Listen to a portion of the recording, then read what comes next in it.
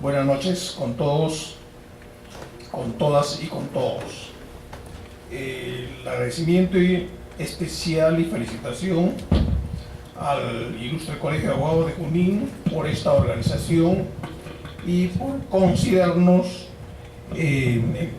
para compartir algunas ideas, algunas experiencias respecto al tema. También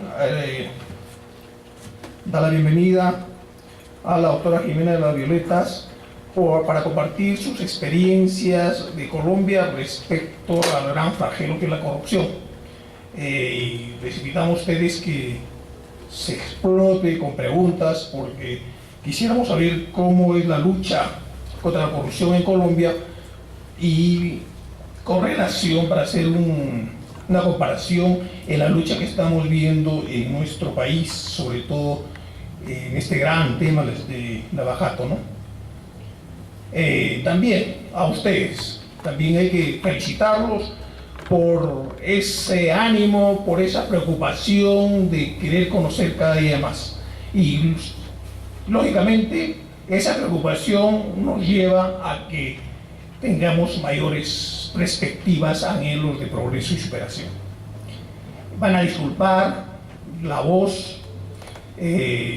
Recientemente he tenido una intervención quirúrgica de la tiroides y me han afectado algunas cuerdas vocales. Voy a tratar en lo posible de no ser tan extenso y que ustedes comprenderán y me ayudarán con la lectura, ¿ya?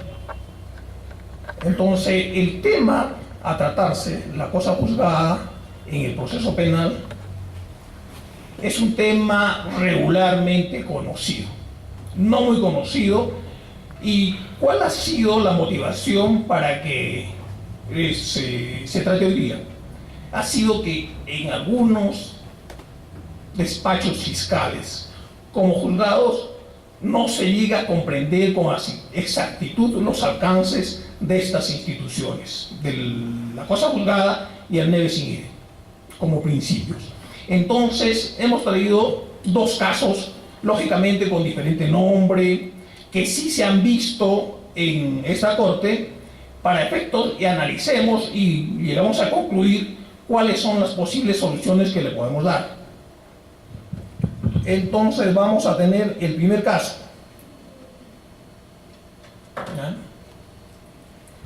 Juan y José, dice, con los rostros cubiertos, interceptan a una pareja de enamorados en horas de la noche y en lugar desolado, con la finalidad de apoderarse de sus bienes. Ante la resistencia del enamorado, que forcejeó con José, logró sacarle el pasamontaña. Como consecuencia recibió varios cortes en los brazos con un cuchillo de cocina. Al mismo tiempo, Juan logra arrebatarle la cartera con 200 soles y el celular a la enamorada. Luego ambos se dan a la fuga. El enamorado tuvo prescripción médica de 4 días de atestación facultativa por 12 días de incapacidad médico-legal. Es por las heridas de los cortes con el cuchillo. Además, logran reconocer a José, que era un vecino del lugar, porque le sacaron la pasamontaña, ¿no? Mediante sentencia, condena a José por el delito de robo agravado en agravio de la enamorada y absuelven por el mismo delito en agravio del enamorado por ausencia de sustracción, y dispone de remitir copias certificadas al Ministerio Público para el ejercicio de sus atribuciones por el delito de lesiones. José interpone el recurso impugnatorio de apelación en contra de la sentencia en el extremo de la condena. Vamos a ver el segundo caso. El Ministerio Público dispone investigación preparatoria en contra de Pedro, imputándosele que un día, en horas de la madrugada, cuando transportaba como servicio de taxi a la agraviada de una discoteca a su domicilio, bajo amenazas con un cuchillo le sustrae la suma de 150 soles que tenía escondido debajo de su brasier e intenta abusar sexualmente de ella. Al término de las investigaciones, el fiscal solicita requerimiento mixto en contra de Pedro, por una parte sobrecimiento por el delito contra la libertad sexual y acusación por el delito de robo agravado. Ambos pedidos son atendidos por el juez. Luego del juzgamiento, el acusado es sentenciado e interpone el recurso de apelación argumentando cosa juzgada. Esos son los dos hechos que, después de hacer algún análisis de la cosa juzgada neve sin ide y el neve sin ide, vamos a ver qué solución vamos a darle a estos casos. Bueno, la cosa juzgada, ¿qué nos dice el juez supremo San Martín Castro? Es considerada una causal de extinción de la acción penal y procesalmente un impedimento de persecución. Sí, pues, como es una excepción, entonces es de excepción, constituye un mecanismo técnico de defensa que ataca ¿qué? Ataca la persecución penal.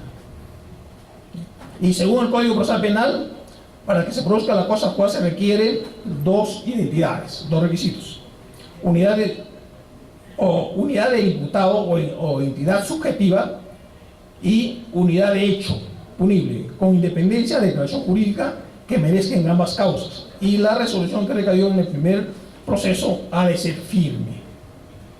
Eso nos dice San Martín Castro. El profesor de la Universidad de Piura, Percy García Cabero, nos dice: la cosa juzgada constituye una garantía constitucional de la Administración de Justicia, según el cual el objeto de un proceso que ha concluido con una resolución firme no puede ser nuevamente juzgado por el mismo proceso o mediante uno nuevo. ¿Ya? Entonces, dice, los efectos o la autoridad de cosa juzgada es no revivir un proceso firme. Vamos a seguir analizando otras opiniones. El fiscal supremo Pablo Sánchez Velarde nos dice: el fundamento de la cosa juzgada en materia penal se encuentra esencialmente en la seguridad jurídica. Vamos a ver, la seguridad jurídica ha sido algo relativizada. La cosa juzgada ha sido relativizada a raíz de las sentencias del Tribunal Constitucional, referidas exclusivamente en los casos de los buses camión y los casinos de tragamonedas. Recuerdan que cuando estaban esos temas en el Poder Judicial, bajo las acciones de amparo, los propietarios de buses de camión seguían circulando gracias a amparos que daban algunos jueces, pese a que había sentencias del Tribunal Constitucional y había normas administrativas del Ejecutivo, ya sea de Transportes y Comunicaciones en el caso de la buses de camión, y Ministerio de Turismo en casos de los casinos, que prohibían. Sin embargo, con estas acciones de garantía seguían funcionando. ¿Qué dijo el Tribunal Constitucional respecto a la cosa juzgada? No hay cosa juzgada, dice, definitiva, no hay cosa juzgada si esa resolución afecta derechos o garantías constitucionales. Entonces, en otras palabras, la cosa juzgada, que era absoluta, se relativizó. Entonces, si hay cosa juzgada, pero cuando afecta garantías, no hay cosa juzgada. Eso hizo el Tribunal Constitucional. Entonces, por eso que ahora se revisa, puede ser objeto de revisión. Bueno, para nosotros, ¿qué es la cosa juzgada? Para nosotros es un principio y cuya finalidad principal es la seguridad jurídica. Y nosotros encontramos, como en el caso de San Martín, dos identidades: entidad objetiva, que son los mismos hechos, no importando la calificación jurídica, no importa la calificación sobre el que se lee, pero tienen que ser los mismos hechos, identidad de hechos. Y la entidad subjetiva referida al imputado, no importa quién ha sido el denunciante, ¿ya? Basta que sea el mismo imputado. Esos son los dos requisitos o las dos entidades para que haya cosa juzgada.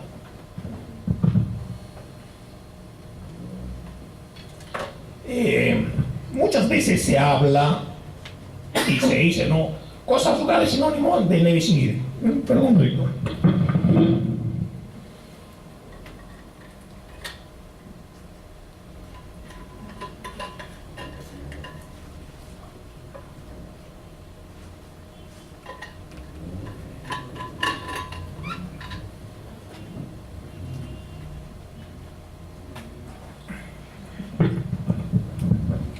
Muchas veces se ha hablado y se dice, no, levis in idem es igual a cosa juzgada. Pero vamos a ver, en la legislación peruana, en la legislación con el nombre propio de Neve Civil no aparece. Cosa juzgada, sí, pero vamos a ver que el desarrollo del Neve Civil está en la Constitución, perdón, está en el Código Procesal, pero no está con ese nombre específico. Pero vamos a ver algunas diferencias y algunas semejanzas entre estas instituciones. La cosa juzgada es una institución procesal. Hemos dicho que es un principio, tiene como fundamento último la protección de la seguridad jurídica. Efectivamente, la seguridad jurídica significa que no debe revivirse casos que han sido resueltos. Una sentencia firme, ¿no? Favorece a la armonía y economía procesal. Es obvio, pues, ¿no? Si tenemos un caso ya resuelto y vamos a iniciar otro, entonces afecta a la economía, afecta a la armonía procesal. Y se conoce doble identidad. Doble identidad. La cosa juzgada también no solo se encuentra en el derecho penal o procesal penal. También encontramos en el derecho constitucional, como el caso de la amnistía, como el caso del indulto. Encontramos en el derecho administrativo, con el caso de prescripción, en el derecho civil, como el caso de la prescripción. ¿Ya? El principio de Neve Civil, como también es otro principio, constituye la eficacia negativa de la cosa juzgada. ¿Cuál es la eficacia positiva de la cosa juzgada? La seguridad jurídica, no revivir. Y la eficacia negativa es revivir. Entonces, cuando se revive, funciona el Neve Civil. ¿Para qué? Para que no continúe, ¿no? Para que si hay dos procesos, el segundo, bajo este principio, no va a continuar. Dice, pero también se presenta aún no haya cosa juzgada. Hay Neve Civil aún que no haya cosa juzgada. ¿Cuál es el caso? Hay un proceso en trámite. Y se inicia otro segundo en trámite. Hay dos procesos en trámite. No hay resolución firme, porque está en trámite. Son dos. Entonces, funciona el Neve Civil ¿para qué? Ya sea para acumular o para que solo uno continúe y el otro se archive. ¿Ya? Hay dos procesos en trámite, no hay cosa juzgada. ¿Por qué? Porque no hay resolución firme. Por lo tanto, hay Neve Civil sin haber cosa juzgada. Por eso que en algunos casos es idéntico, se confunde. En otros casos, como en este, se separan categóricamente.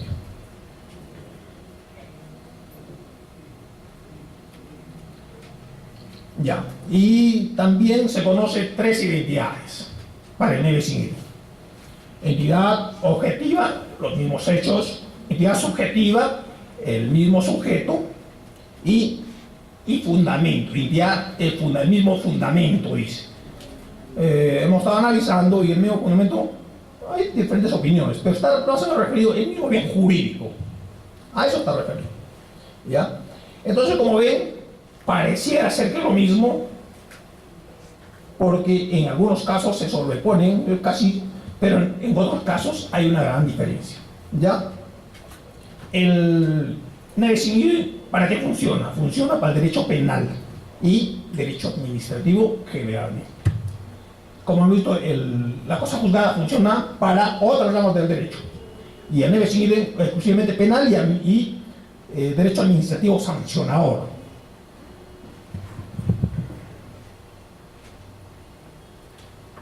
Ahora sí, vamos a hacer un análisis de la legislación nacional para ubicar estos temas.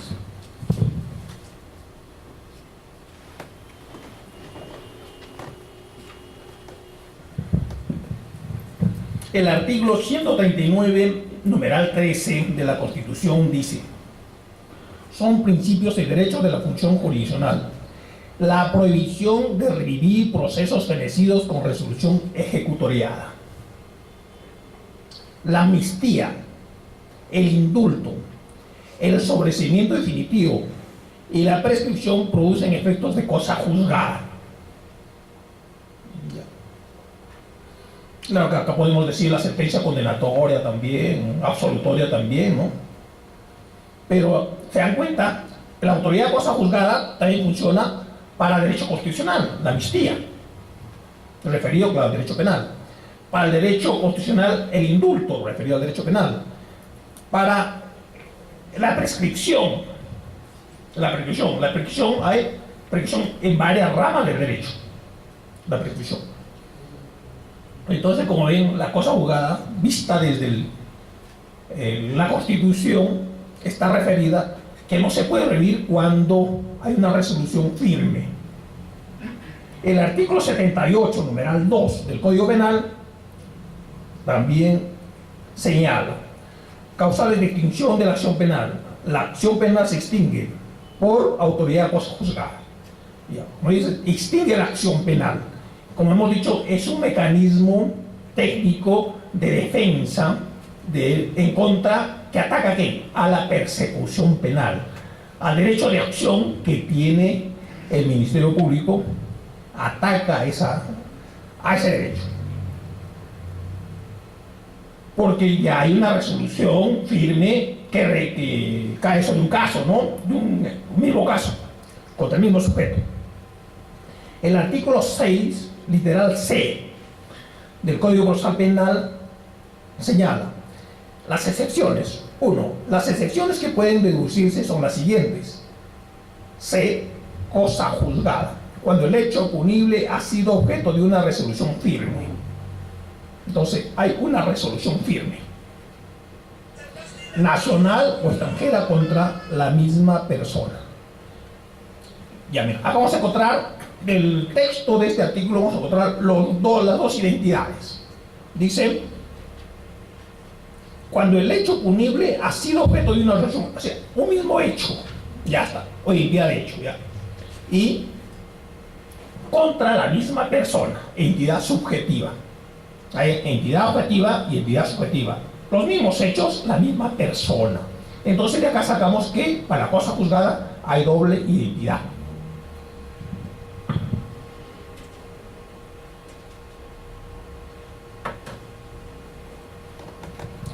Ahora vamos a ver. Este es netamente el nebis in idem que en el Código Procesal Penal, en el artículo 2 del título preliminar, señala bajo el título interdicción de la persecución penal múltiple. Ese es el nebis in idem, exactamente, ¿eh? Porque dice, nadie podrá ser procesado ni sancionado, nadie ser procesado, nebis in idem procesal, ni sancionado, nebis in idem sustantivo, ¿no? Material, más de una vez por un mismo hecho. Entidad objetiva, un mismo hecho, siempre que se trate del mismo sujeto. Entidad subjetiva, mismo sujeto. Y fundamento, tercera entidad, el mismo fundamento. Entonces, como ven acá, las tres entidades del nebis in idem está en el título preliminar del Código Procesal Penal. Este principio rige para las acciones penales y administrativas. ¿Se dan cuenta? También en este artículo hace referencia que cuando hay un proceso, hay un trámite penal y administrativo, ¿cuál prevalece? Es el penal. El administrativo va a quedar en suspenso al resultar del penal. Entonces, aquí la discusión es, el tema es en discusión, es si una acción que comete una persona puede ser sujeto de una imputación penal. Sí. También puede ser objeto de una imputación administrativa. También, ¿no? Pero el bien jurídico tiene que ser distinto, si no va a ser nebis in idem. Por ejemplo, si una persona sustrae un bien, entonces el bien jurídico protegido, el derecho penal es el patrimonio, ¿no? Ya. Y el bien jurídico protegido en el derecho administrativo del caso que es un funcionario, ¿qué será? El patrimonio. Allá puede ser la función, ¿no? La función. Ya, puede ser diferente, sí. Lo que más se da es generalmente en los delitos funcionariales, en los delitos de deber.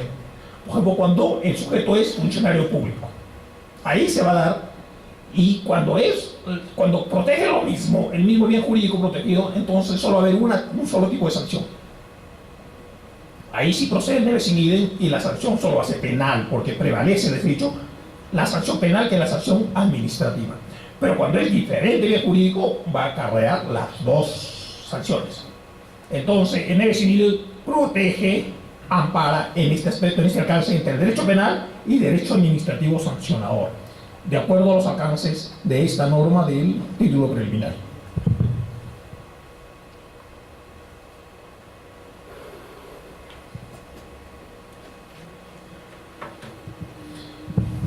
Ahora bien, aquí tenemos otra norma del Código Procesal, el artículo 344, numeral 2.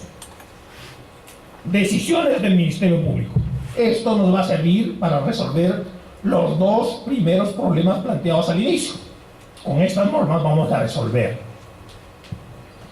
El sobreseimiento procede cuando a. El hecho objeto de la causa no se realizó o no puede atribuírsele al imputado. Habla del hecho, no habla de la calificación jurídica, habla del hecho. B. El hecho imputado no es típico o concurre una causa de justificación, de inculpabilidad o de no punibilidad. También es el hecho. Cuando falta un elemento objetivo o subjetivo del tipo, entonces el hecho es atípico.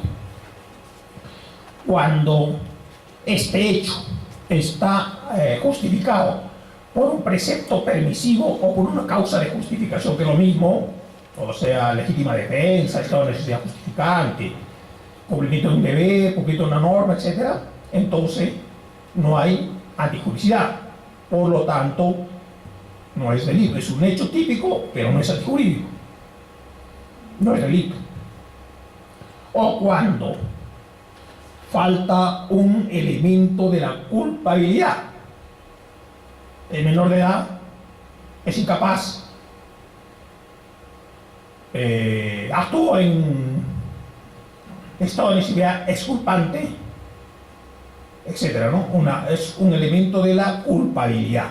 Entonces, no hay culpabilidad, no es delito, es un hecho, es un injusto penal, típico antijurídico, pero no es culpable. O las cosas absolutorias. Es un hecho, es un injusto penal, es culpable, pero no es punible, ¿no? Cuando hay hurto entre cónyuges, por ejemplo, ¿no? O familiares directos, ¿no? Ya, o daños también.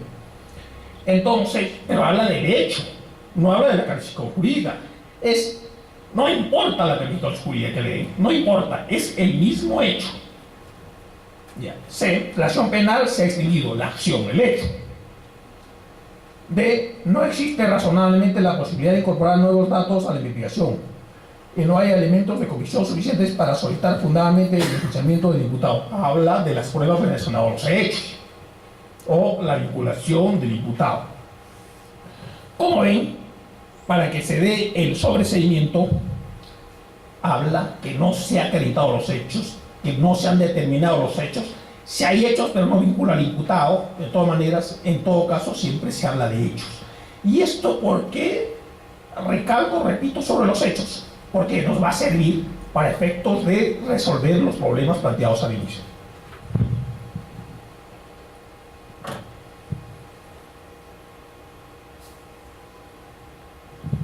Bien. Artículo 348.1 del Código Procesal Penal.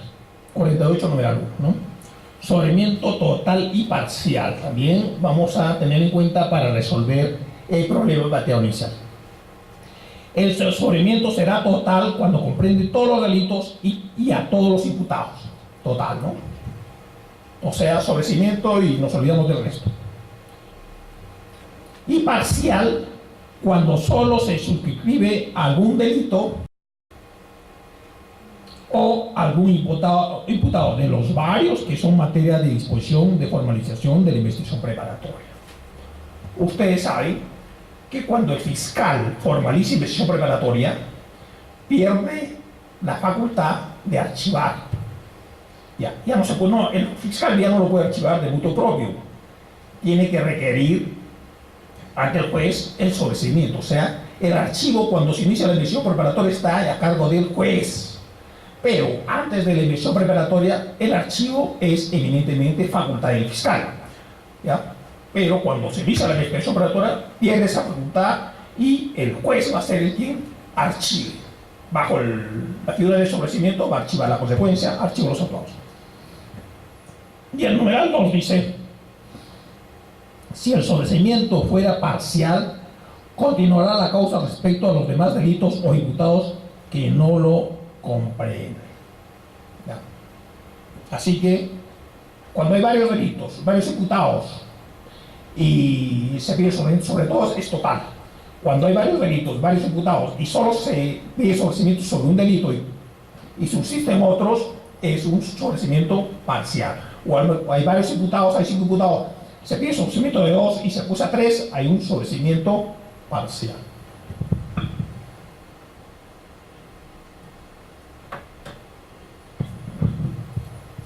Ahora vamos a ver el artículo 398, numeral 1 del mismo Código Procesal. La sentencia absolutoria. Dice: la motivación de la sentencia se destacará especialmente la existencia o no del hecho imputado. Entonces, si no se determina el hecho imputado, el hecho, entonces la consecuencia se le absuelve al procesado. Antes de continuar, formo de recordar nomás, ¿no? Porque ya deben saber, el sobreseimiento se da sin juicio y la absolución se da después del juicio. Los dos tienen la misma consecuencia, los dos se archivan los actuados, ¿ya? Pero el sobreseimiento, como le digo, se da en la etapa anterior al juzgamiento, es decir, en el control de acusación, ahí se da el sobreseimiento. O puede ser antes, ¿no? Pero ya se da. Y la absolución se da después del juzgamiento, ¿ya? Después del momento corresponde absolución. Pero, como os he dicho, tienen las mismas consecuencias, ¿no? Archivo todos los actuados. Y esa resolución, cuando quede firme, tiene la autoridad de cosa juzgada.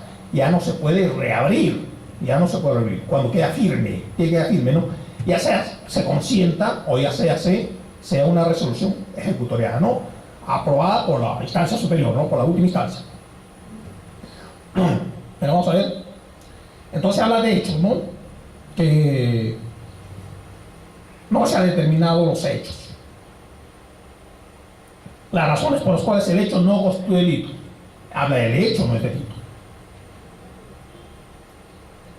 Cuando el imputado no ha intervenido en la perpetración del hecho, hay hecho, pero el imputado no ha sido, también ahí está el imputado. Y que los medios por todo no son suficientes para expresar la culpabilidad, o existe duda, esa duda razonable que hablaba San Martín, ¿no? Cuando hay duda, entonces tiene que resolverse, ¿no? Por individuo y por reo. La duda favorece al reo, ¿no? O no está aprobada la causal que lo exime de responsabilidad penal. Entonces, como ven, o está aprobada, ¿no? Está aprobada la causal que exime de responsabilidad. O sea, hay una causal, puede ser, por ejemplo, un error de provisión, entonces se determina, entonces no hay responsabilidad penal, se le exime, ¿no? Entonces, como ven, estas figuras de sobreseimiento de la absolución es sobre hechos, no calificación jurídica, ¿ya? Está claro eso, ¿ya? Entonces, lo que vamos a hacer es resolver tentativamente, se va a dar solución a los problemas inicialmente planteados. El primer problema vamos a recordar el primer problema. Ya. De Juan y José, con el resto del gobierno, robaron, ¿no? A los enamorados. Uno de los imputados le cortó el brazo al enamorado y le dieron 4 atenciones facultativas por 12 días de incapacidad médico-legal, ¿no? Y mediante sentencia condena a José, porque el único que descubrieron que era José, el otro no sabían quién era, a José por el delito de robo agravado en agravio de la enamorada. Y absuelven por el mismo delito en agravio del enamorado, porque dice, al enamorado les extrajeron, al enamorado no les extrajeron nada, ¿no? Es un error, pues ya después vamos a ver que hay un error ahí. Ya. por ausencia de obstrucción y dispone de remitir copias certificadas al Ministerio Público para el ejercicio de atribuciones por el delito de lesiones. Ya, ese es el asunto.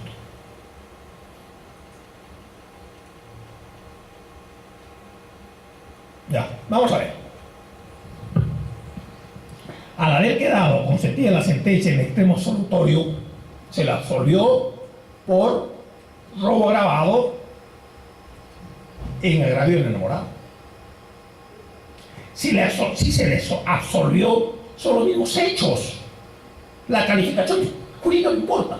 Como si se le absolvió por robo agravado, se le va a seguir un proceso por lesiones. Si ustedes saben, el tipo penal de robo, claro, la calificación jurídica está pésima, ¿no? La calificación jurídica debía ser robo agravado en agravio de los dos enamorados. Claro, ella tenía los bienes, pero el delito de robo es pluriofensivo. O sea, no solo afecta el patrimonio, también afecta a la integridad física, a la vida. Y como es pluriofensivo, los efectos, el patrimonio era pues de la enamorada, pero la afectación a la integridad corporal ha sido del enamorado.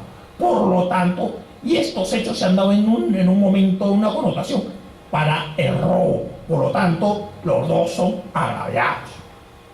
Ya, distinto será por el momento de determinar la reparación civil, es otra cosa. Bueno, a la agraviada enamorada se le tendrá que reparar el daño causado respecto a su patrimonio, y al enamorado respecto al quebrantamiento de su salud. Eso es distinto. Pero hay un error, pero esto no es materia de análisis.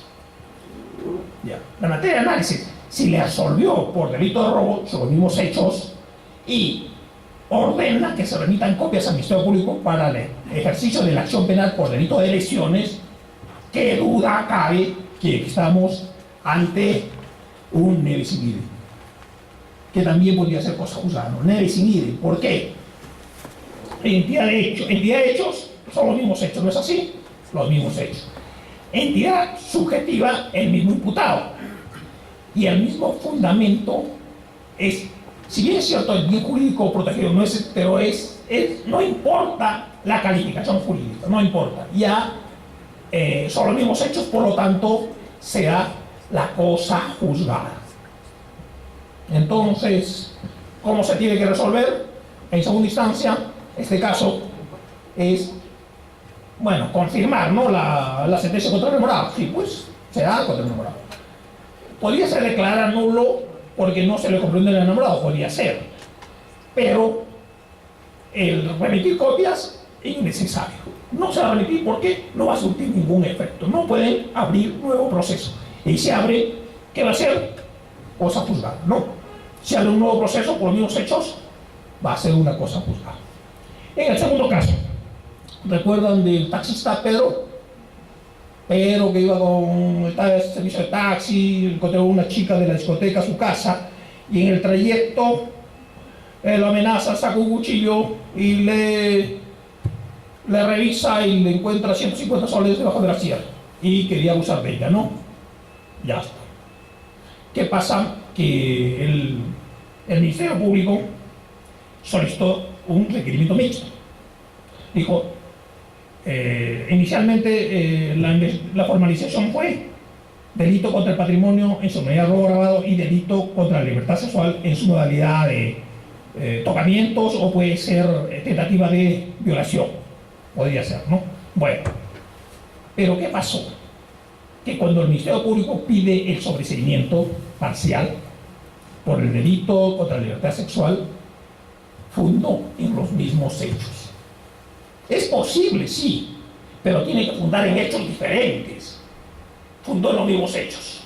Narró los hechos que imputados que iba de trayecto, una parte de un lugar antes de llegar a su casa, se paró, le sacó el cuchillo y le comenzó a revisar, le encontró el dinero, le quitó el dinero y quería abusar de ella.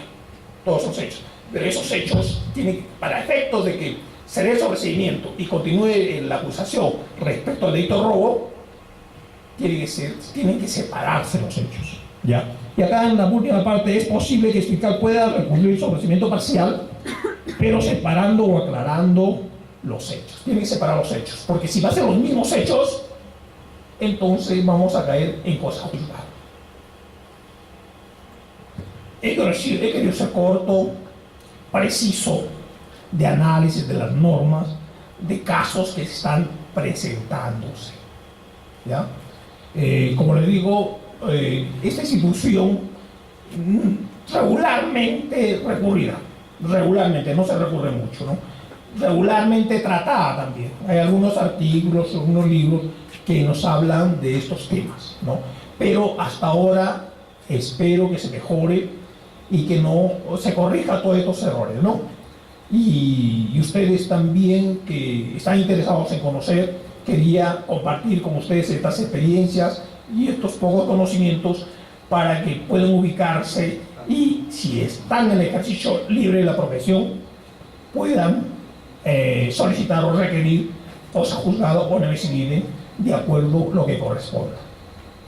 Muy bien, les agradezco mucho y estoy a su disposición para cualquier pregunta.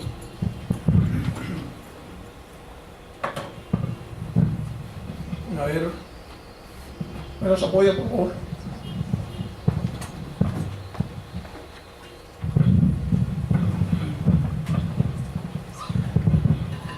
Buenas noches a todos los señores abogados. Agradecer la participación del doctor Víctor Lastarcona por la libre juicio. Solamente una pregunta, en el sentido de que una resolución administrativa que ha quedado firme por el delito contra el autor, delitos contra el autor, derecho del autor, ¿ya? Inicialmente ha sido sancionada administrativamente por el INDECOPI y se ha quedado firme. Ahora, se puede aperturar, se puede realizar una investigación por los mismos hechos, ¿no? A nivel judicial. Ahí se podría interponer en el siguiente. Ahí está. A ver, vamos a ver. Vamos a analizar. ¿Es el mismo hecho? Sí, los mismos hechos. Los mismos hechos, no hay duda, ¿no? Los mismos hechos. La misma infracción. Ya. ¿Es el mismo sujeto? Sí, no hay duda, es el mismo sujeto. Ahora, la gran discusión es el mismo fundamento. Es la gran discusión, ¿no? Ya. Pero acá se dio al revés, ¿no? Acá ya terminó el proceso administrativo, ya. Lo que debería ser primero el proceso penal y ya resulta el penal recién el administrativo, si eso todavía es jurídico. Pero acá ya terminó el proceso administrativo. ¿Y qué pasa si inician proceso penal? Procede medicina. En el artículo 3 del título unidades no nos ha planteado así, pero si ya se sancionó y es el mismo fundamento, entonces sí exitosamente corresponde medicina. Si es el mismo fundamento. Y llegan las tres entidades. La primera es fácil de determinar, muy fácil. Lo complicado es el fundamento. Y el fundamento está relacionado al bien jurídico. Al bien jurídico, ¿no? Esa es la respuesta. ¿Alguna pregunta más? Vale, por ahí. Ya creo que acá con esto no me lo contesto, ¿no? ¿Sí se escucha, no? Sí. Ya, a ver. Buenas noches, doctor. En el caso que planteó, el juez de primera instancia, para no estar haciendo transitar nuevamente y que se produzca el breve sin ir, en este caso, pudo haber planteado la desvinculación procesal, en caso hubiera sido el delito de lesiones, uno. Y dos, en España, el año 1997, el Tribunal Constitucional Español ha tratado de dar una reforma a estos componentes del MCIDEN, que es sujeto, hecho, fundamento. El Tribunal Español está planteando ya no sujeto, hecho, fundamento, sino sujeto, hecho y efectos, de tal manera de que se pueda sancionar por los mismos hechos por diferentes tipos penales, inclusive en el derecho penal de tercera velocidad. Entonces, mi pregunta es, la primera, si podría vincularse, y la segunda, si podría ser aplicado en el Perú esto del sujeto, hecho y efectos, no fundamentos. Gracias. Bueno, vamos a ver. En la primera respuesta, yo les dije mi posición, ¿no? Que mi posición que era que los dos enamorados son agraviados. No es necesario que el otro tenga el dinero, ¿eh? No es necesario. Les voy a dar un ejemplo, ¿ya? Entran a un banco y el vigilante no tiene dinero, pero el vigilante agarra y le quitan su revólver y le dan un cachazo en la cabeza, le rompen, sangran, 30 días caso medio y llevan todo el dinero. Vamos a decir, al vigilante lesiones y al banco robo. No, el robo abarca todo. No le han sustraído nada al vigilante, pues, porque no era el objetivo, no tenía dinero. Pero el robo es pluriofensivo. O sea, patrimonio, vida, integridad, etc. Física, integridad intelectual o psíquica. Entonces, esa era la respuesta. Pero lo que me dice el señor es si puede, pero claro que puede vincularse, pues, y debió desvincularse, ¿no? Si no era del criterio. Para mí la solución estaba antes. No, pero puede desvincularse. Inclusive se puede desvincular hasta en segunda instancia. No lo desarrolla el código, pero ¿qué dice el código? Hay una norma que dice: las normas referidas a juzgamiento son aplicables para la audiencia de apelación. En lo que fueran aplicables, ¿no?